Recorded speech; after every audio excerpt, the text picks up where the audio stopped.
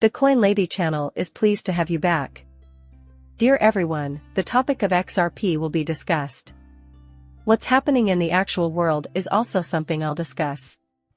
But you should be extremely positive on Ripple and XRP after seeing what I'm about to show you. The reason being that this reveals the future. That being said, let's return to December 20th, 2022. Becoming a stable coin issuer can be achieved through numerous means.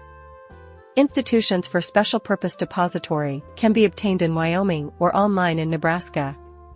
Intriguing, I must say. If you want to become a nationwide money transmitter, you'll need to either become a bank or acquire all 50 states. That's right, either become a bank or acquire all 50 states. From my perspective, Ripple is transitioning into a traditional bank. Consider Elon Musk's actions as well. X, according to Elon Musk, may supplant banks in the coming year. In an effort to displace conventional bank accounts, Elon Musk is guiding X towards becoming a full-service financial center. Before the year 2024 comes to a close.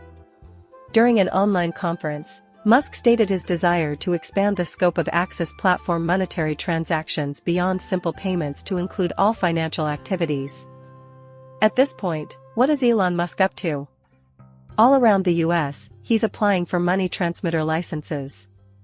Ripple is also confirming that their money transmitter license has been approved in 31 US states. I believe Ripple has already reached 40 since then. But in my opinion, Ripple is transitioning into a traditional bank. There was a video yesterday where I also expressed it. It seems to me that Elon Musk is also heading in that way. Look past that, though. Consider options other than a money transmitter license. What else is happening with Ripple? In the same way that a bank has custody of money, they do the same with your assets. The bank acts as a custodian for your funds once you deposit them. Afterwards, they extend a loan to them. The same principle that causes a domino effect in favor of borrowing and lending. Go a little further. A stable coin is now in the works. In what ways does JP Morgan's own coin work? Currency issued by JP Morgan. No other bank is interested in using JP Morgan coin, which is the main distinction between it and Ripple's new stable coin. Nonetheless, they'll be using Ripple's stable coin, which is decentralized and not connected to any particular bank. Ripple is well on its way to becoming a huge financial institution. I foresee that happening. I think you should be really confident about that. I also mentioned that in yesterday's video. I believe he is also interested in that course of action. What about a huge cyber attack? I've had a number of people ask me that. This, however, dates back to the year 2021.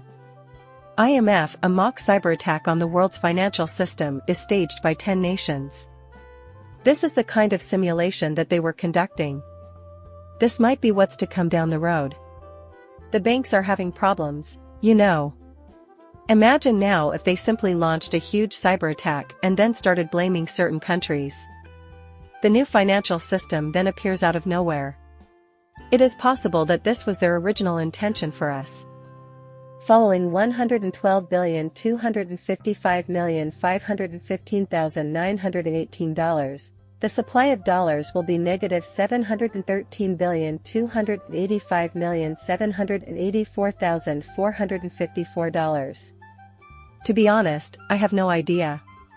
A shift, however, has begun to take place. Hidden from our awareness. These sums were recently zero, but now there's a value added here as the money supply got higher, and I think it's driving to the revaluation of precious metals. However, we will also monitor that. As of right moment, 63 US banks are on the verge of going bankrupt.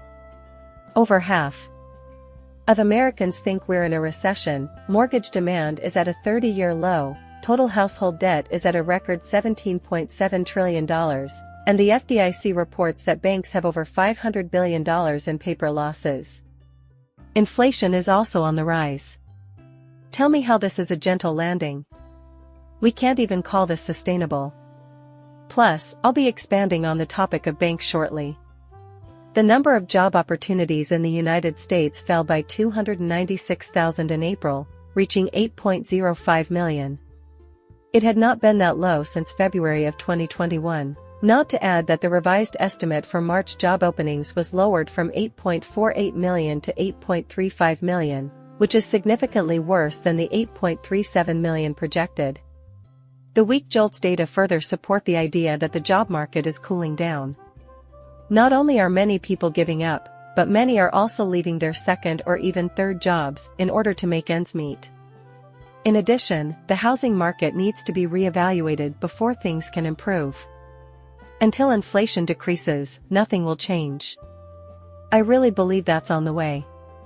Rent has become unaffordable for many people. 1- and 2-bedroom flats are currently renting for more than $2,000 per month. What I mean is that something must give.